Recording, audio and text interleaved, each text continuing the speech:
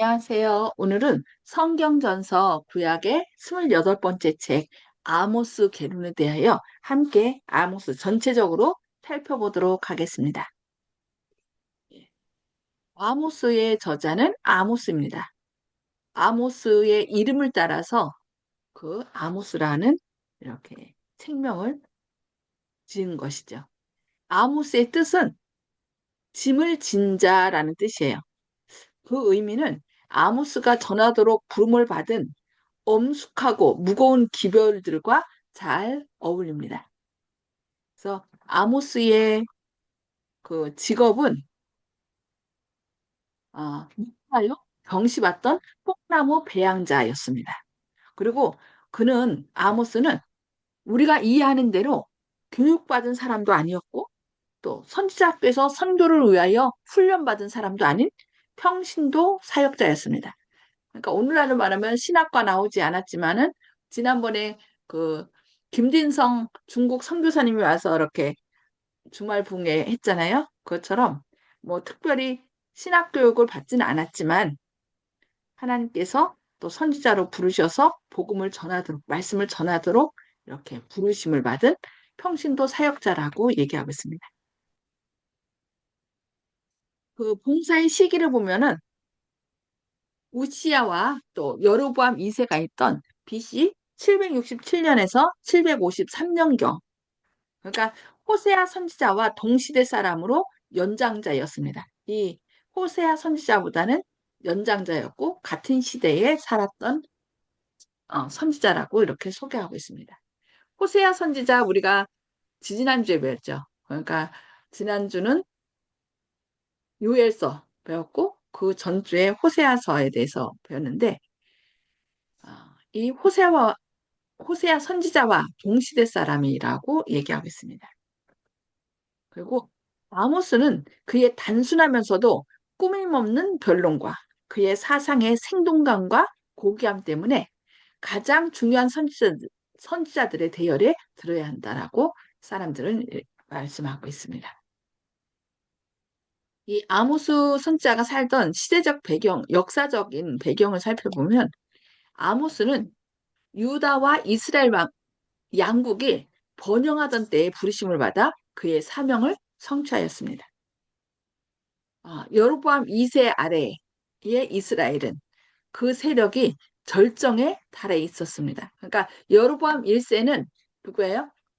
그러니까 르호보암 때 이제 그 통합된 이스라엘 유대 나라가 북방 이스라엘과 남방 유다로 나누어져서 그 여로보암 1세 때 그런 거고요. 이제 여로보암 2세는 이제 그 이스라엘의 세력이 아주 절정에 달해 있었던 그런 시대라고 말씀하고 있습니다. 그리고 여로보암은 시리아를 정복하여 통일 왕국 시대의 북방 변경까지 영토를 확장하였습니다. 그 영토는 북단의 하맛에서부터 사해까지 이르렀다라고 열왕기하 14장 25절, 28절에 얘기하고 있습니다. 그러니까 통일 왕국 시대 솔로몬 때의 그 왕국을 거의 회복한 그런 왕이었죠. 그리고 유다에서는 우시야 왕이 에돔과 블레셋을 정복하고 암몬을 굴복시키고 농업과 평화의 목적을 위한 간의 기술을 장려하여 크고 힘있는 군대를 양성하여 또 예루살렘을 철통같이 방비하였다라고 했어요. 그러니까 이 아모스 시대는 거의 호세아와 동시대 사람이라고 그랬죠. 그러니까 이 가장 악으로 치닫는 시대는 어떻게 보면 물질적으로 번영한 때. 그러니까 모든 것이 너무 평화롭게 다 주어지니까 사람들이 어, 뭐라고 해야 되나 영적으로는 타락하고 도덕적으로 또 타락한 그런 것을 볼 수 있습니다. 그래서 이 아모스서의 주제는 어, 아모스의 주요 목적은 하나님의 백성으로 하여금 그들의 죄에 주의를 기울이게 하고 가능하다면 그들로 회개하게 하는 것입니다. 그래서 그는 물질적 번영으로부터 생겨난 죄악들, 부자들의 사치, 주연, 또 방탕 등을 탄핵했는데 그들은 가난한 자를 압박하고 뇌물과 강요를 통하여 재판을 굳게 함으로써 이러한 일들을 자행하였다라고요. 얘기하고 있습니다. 오늘날도 어때요? 너무 우리나라 너무 살기 좋고 뭐 외국에서 계속 뭐 뭐 K 푸드, K 문화 뭐 다 KKK 하고서 막 사람들이 구경하러 오고 막 난리잖아요. 근데 어떻게 해요? 점점 더 문제는 여기 부자들의 사치, 주연, 방탕들을 여기도 탄핵이 나오네. 탄핵은 오늘날만 있는 게 아니라 그 옛날에도 하나님께서 하나님 뜻대로 살지 않고 오히려 이 하나님께서 세상 가운데서 이스라엘 백성을 택해서 빛과 소금의 역할, 또 하나님의 선지자, 제사장의 역할을 감당하도록 그들을 택하셨는데 오히려 그들이 죄악을 더 짓고 사치와 주연을 베풀고 가난한 자들을 압박하고 뇌물과 강요를 통하여 재판을 굳게 함으로 이러한 일들을 자행했다라고 했어요. 그래서 그들의 방탕을 하나님께서 탄핵한 것으로 얘기하고 있습니다. 그리고 아모스는 호세아보다 죄악들이 저질러진 환경과 그 죄상들에 대하여 더욱 주의를 기울이고 있습니다. 그는 이스라엘과 유다를 경고하고 또 주변 국가들에게 만일 그들이 계속 죄 짓는 일을 고집하면 하나님의 심판이 그들에게 틀림없이 임할 것임을 경고하는 일이 그의 의무라고 생각했습니다. 그러나 그는 의가 죄를 이기고 마침내 최후의 승리를 거둘 것이라는 영광스러운 묘사로서 그의 책을 마무리 짓고 있습니다. 그러니까 어, 심판받을 것으로 끝나는 것이 아니라 결국 뭐가 뭘 이겨요? 의가 죄를 이기고 마침내 승리할 것이라는 그런 소망으로서 그의 책을 이렇게 마친다라고 우리에게 얘기하고 있습니다. 자, 개요를 살펴보겠습니다. 개요는 이제 아모스서 1장 1절에서 이제 표제로 나오는데 유다 왕 우시아의 시대, 곧 이스라엘 왕 요아스의 아들 여로보암의 시대, 지진 전 2년에 드구와 목자 중 아모스가 이스라엘에 대하여 이상으로 받은 말씀이라. 그러면서 이렇게 이 책이 어떤 책인지 어느 시대에 주어졌는지 이렇게 말씀하는 걸 볼 수 있습니다. 그리고 1장 2절부터 2장 16절까지는 주변 국가들, 유다, 이스라엘에 대한 심판들에 대해서 얘기합니다. 그래서 여기 보면은 다메섹에 대해서, 또 도로에 대해서, 에돔에 대해서, 또 모압에 대하여, 또 유다에 대하여, 또 이스라엘의 서너 가지 죄들을 이렇게 쭉 말하면서 하나님의 뜻을 저버린 그들이 그들의 죄로 인하여 심판을 받을 것에 대해서 이렇게 말씀하는 걸 볼 수 있습니다. 그리고 1절로부터 6장 14절까지 이스라엘을 위한 예언적인 기별을 이렇게 쭉 전합니다. 그리고 1절부터 9장 10절까지 이스라엘을 위협하는 것들에 대한 이상을 이렇게 쭉 말씀하고요. 마지막으로 그런 심판과 예언, 위협하는 죄악들에 대해서만 얘기하는 것이 아니라 마지막으로 회복과 에 대한 약속들을 9장 11절로부터 15절까지 이렇게 말씀하고 있습니다. 그러면 이 아모스서에서 우리가 생각해 볼 문제를 한번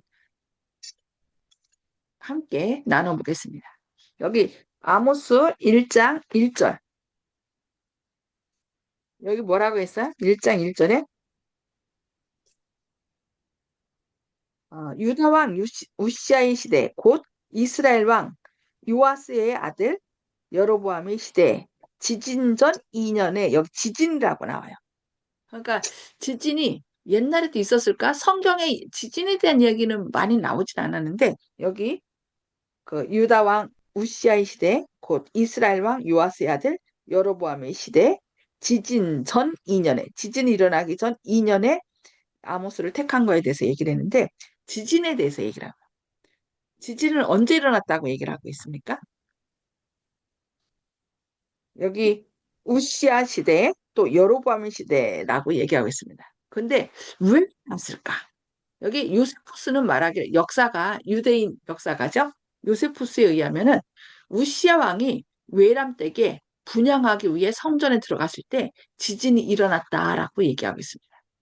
그러니까 왕은 성전에 들어갈 수 없죠. 성전에 누구만 들어갈 수 있어요? 하나님의 제사장만 들어갈 수 있는데 이 우시아가 자기가 그 성지까지 겸하려고 분향하기 위해 들어갔다라고. 그래서 결국 어떻게 됐어요? 문둥병자가 된 거죠. 그래서 그 왕궁에 거하지 못하고 별궁에 따로 이렇게 거하게 됐습니다. 근데 그때 지진이 일어났다라고 이렇게 요세푸스 때, 그러니까 BC 750년쯤 일이 일어났다고 얘기하고 있습니다. 여기 유다와 이스라엘 제 여기 성경에 보면은 뭐 다메섹의 제, 모압의 제, 암몬의 제, 뭐 여기저기 도로의 제, 에돔의 제, 뭐 이렇게 쭉 얘기하는데 그러면 유다와 이스라엘의 죄는 무엇일까? 여기 2장 4절과 12절에서 얘기하고 있는데 한번 살펴보도록 하겠습니다. 여호와께서 이와 같이 말씀하시되 유다의 서너 가지 죄로 말미암아 내가 그 벌을 돌이키지 아니하리라. 아니하리니 이는 그들이 여호와의 율법을 멸시하며 그 율례를 지키지 아니하고 그의 조상들이 따라가던 거짓 것에 미혹되었습니다. 그러나 너희가 나실 사람으로 포도주를 마시게 하며 또 선지자에게 명령하여 예언하지 말라 하였느니라.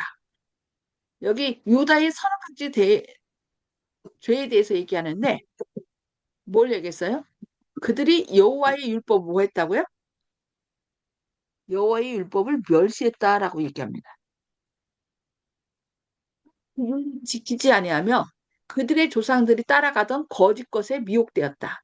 그 조상들이 뭐 했어요? 계속 그 우상을 섬기지 말라고 얘기했는데 그 조상들이 섬겼던 그 우상을 그대로 하긴 솔로몬도 어떻게 했어요? 하나님께 지혜를 구한 왕이었는데 그 솔로몬도 결국 왕비를 이방 나라의 공주들을 왕비로 맞이하고 그리하여 결국 그 왕비들이 그 솔로몬의 마음을 돌이켜서 우상을 섬게 했던 것처럼 이 사람들도 그 죄가 조상들이 따라가던 거짓 것에 미혹되었다. 그러니까 사람들이 번영하면 번영할수록 하나님을 떠나서 자기 자기의 뜻대로 이렇게 삶을 살아가는 걸 볼 수 있습니다. 참 안타까운 일이죠. 오늘도 어떻습니까?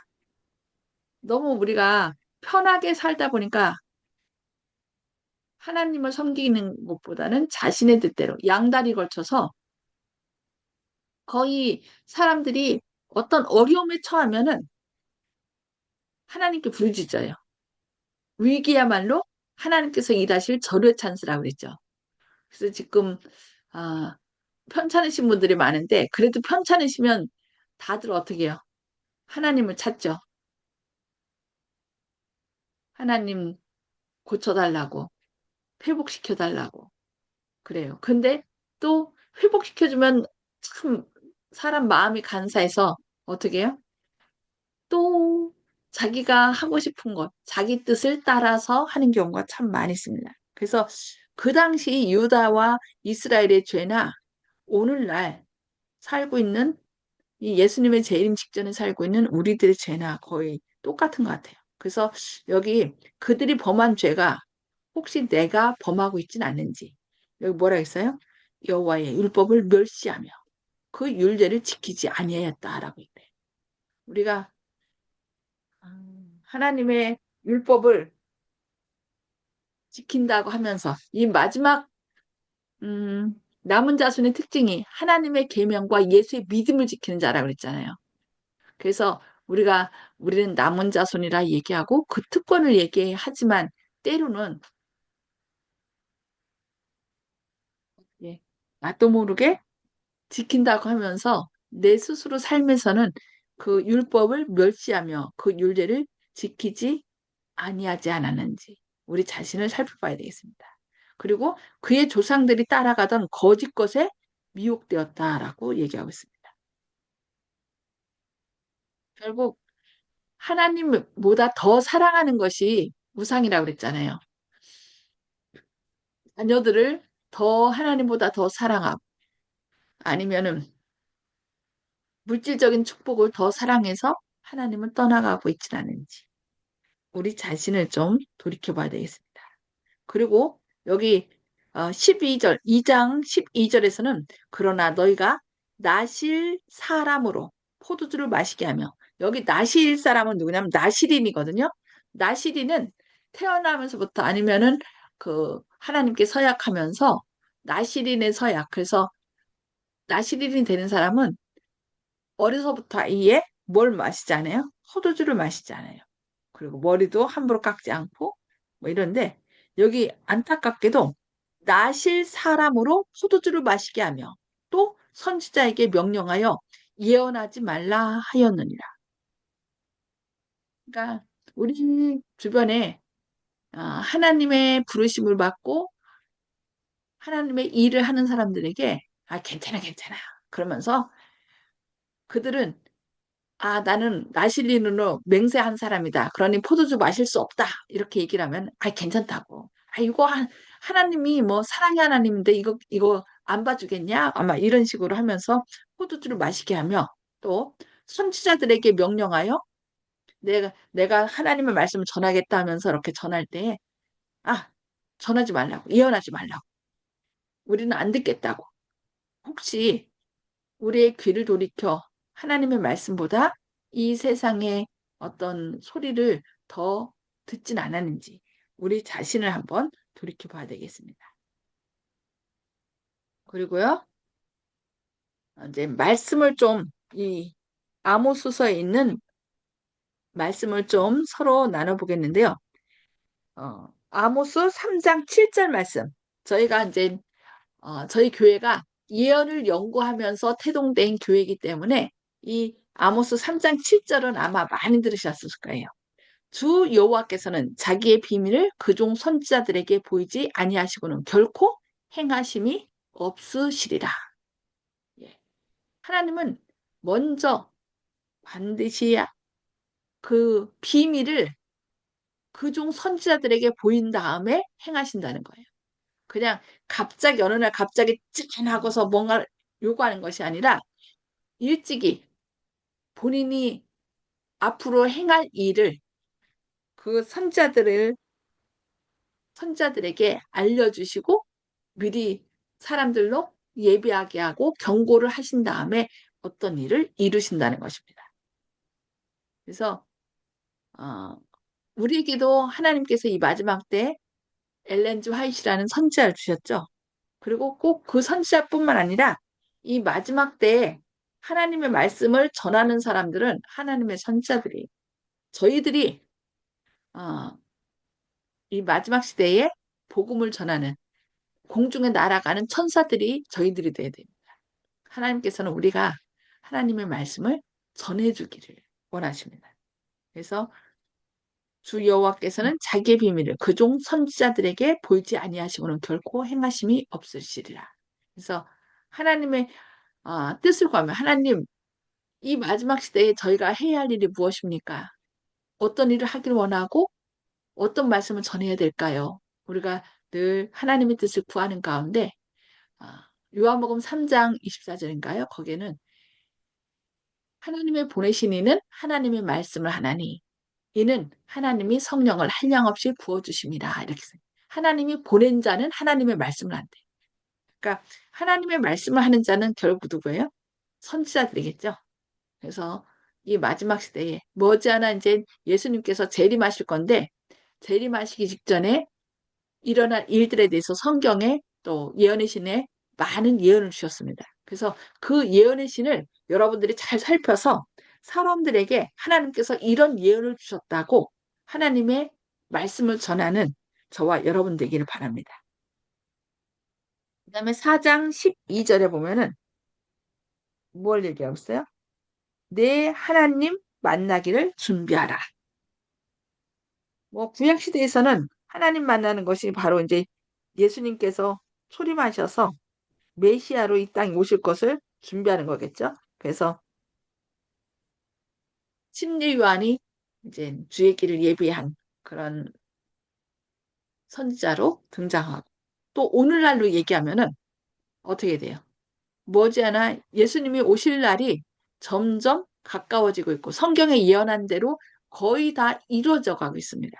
그렇다면 그 아모스 시대에 있던 사람보다 더 우리가 하나님 만나기를 예비해야 되겠죠. 그래서 준비되지 않은 사람들에게 하나님 만나기를 예비하여 꼭 구원함을 받자고 우리 가족들과 이웃들에게 하나님의 말씀을 전하는 예, 하나님 만나기를 예비하라는 기별을 전하는 저희들이 돼야 되겠습니다. 그리고 5장 4절과 6절에는 너희는 나를 찾으라 그리하면 살리라. 너희는 여호와를 찾으라 그리하면 살리라라는 기별이 있습니다. 이 웃길 때 구원자는 누구예요? 바로 예수 그리스도밖에 없습니다. 지금 뭐 자원주의 뭐 어디로 가든 구원만 받으면 된다. 그러면서 모든 종교에는 다 구원이 있다. 뭐 이렇게 사람들이 믿고 있습니다. 그래서 왜 굳이 하나님만 믿어야 된다고 하냐? 너희는 이기적이다. 막 이렇게 얘기하면서 누구를 믿든 다 거기에 뭐가 있다? 구원이 있다라고 지금 얘기를 합니다. 그러나 하나님께서는 뭐라고 얘기를 해요? 나 외에는 구원자가 없다라고 얘기합니다. 그래서 구원자 대신 예수님을 찾으라. 너희는 나를 찾으라. 그리하면 살리라. 우리를 창조하시고 우리의 죄값을 치러주신 분은 오직 예수 그리스도밖에 없습니다. 그래서 그 예수님은 너희는 나를 찾으라. 그리하면 살리라고 말씀하고 있습니다. 그리고 아모스 8장 11절 말씀인데요. 아모스 8장 11절에 보면은 여호와의 말씀을 듣지 못한 기갈에 대해서 얘기하고 있습니다. 8장 11절 보겠습니다. 주 여호와의 말씀이니라. 보라, 날이 이를지라. 내가 기근을 땅에 보내리니 양식이 없어 주림이 아니며 물이 없어 가람이 아니요 여호와의 말씀을 듣지 못한 기갈이라. 이 마지막 때 뭐 물질적인 기근도 있겠지만 여기 뭐라고 얘기를 해요? 기근 보내리니 양식이 없어 주림이 아니며 물이 없어 가람이 아니요 여호와의 말씀을 듣지 못한 기갈이라. 지금은 너무 모든 것이 어, 그 하나님에 대한 지식뿐만 아니라 죄악에 대한 지식 뭐 차고 넘쳐요. 수처럼 넘칩니다. 근데 안타깝게도 그 많은 수처럼 많은 지혜 지식 가운데도 뭐가 부족해요? 여기 진짜 여호와의 말씀을 듣지 못한 기갈이 올 것이라. 그러니까 우리가 어, 물은 어떻게 해요? 퍼내면 퍼낼수록 그 옹달심에서 물이 샘솟잖아요. 그런데 그 물을 퍼서 마시지 않으면은 나중에 말라버립니다. 그래서 우리가 말씀이 있을 때 그 말씀을 계속 먹고 또 나눌 때 하나님께서는 우리에게 더 큰 샘솟는 생명수를 주실 것입니다. 그러나 우리가 하나님의 말씀을 한 번 무시하고 두 번 무시하고 세 번 무시하고 성령을 거역하게 되면 결국은 나중에 그 진리의 말씀을 찾고 찾는다 할지라도 얻지 못하는 기가를 경험하게 될 것입니다. 그래서 매 순간 하나님께서 말씀을 통하여 우리에게 이런 생명의 말씀을 주실 때 그 말씀에 반응하여 아멘으로 화답하는 그래서 그 말씀을 우리의 삶의 지침으로 삼게 되면 하나님께서 우리로 하여금 주님의 영광을 드러낼 수 있도록 하실 뿐만 아니라 다른 사람이 다 기근에, 영적인 기간에 처한다 할지라도 하나님께서는 우리로 하여금 늘 말씀을 사모하고 순종한 우리로 하여금 하나님의 영광을 드러내는 축복의 통로로 삼을 것입니다. 네. 그래서 이 말씀을 듣는 저희 모든 창동교회 성도님들은 정말 이 머지않아 주님께서 오실 때가 가깝다는 것을 기억하므로 내 하나님 만나기를 예비하고 또 그 구원자 되시는 예수님을 찾음으로 마지막에 기갈에 걸리지 않고 구원함에 이르는 저와 여러분 되시기를 바라면서 말씀 마치도록 하겠습니다. 혹시 오늘 말씀 가운데 아, 이런 말씀을 깨달았습니다. 나누고 싶습니다. 하는 그런 말씀 있을까요? 없으시면 기도하고 마치도록 하겠습니다.